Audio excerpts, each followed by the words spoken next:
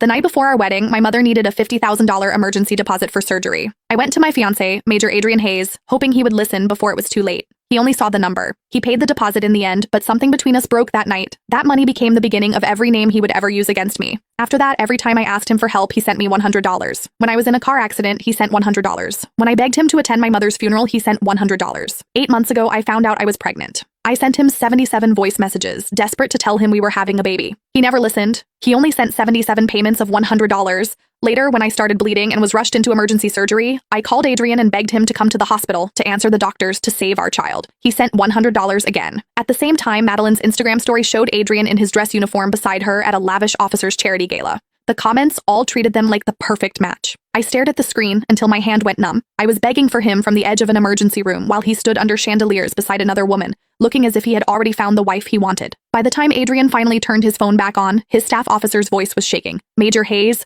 your wife and the baby did not make it." And in that moment, Adrian went feral. After the prenatal checkup, the doctor pushed the report toward me. "Nora, you are almost 8 months pregnant, and this is a high-risk pregnancy. There is a chance of premature labor, so I recommend admitting you for observation today. If things worsen, we may need an emergency C-section." She glanced at the admission form. "Can your husband come in? We need your emergency contact, insurance details, and hospital notification information updated before admission." For months, I had come to every appointment alone. Blood tests, ultrasounds, fetal monitoring, payments, and prescriptions were all things I handled by myself.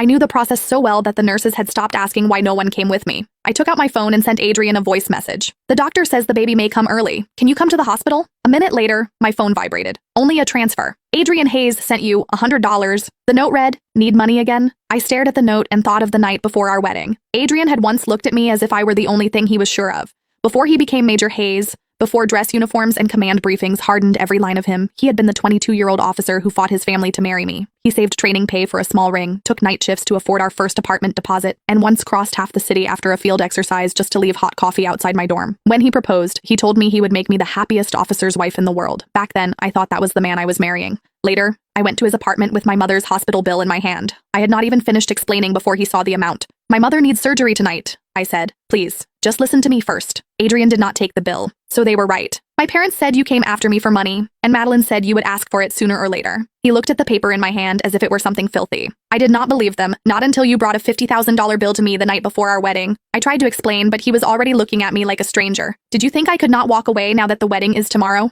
He left the apartment that night without listening. Before I could decide what to do, Madeline sent me to Harlan Price, a donor at the Meridian Hotel who helped military families.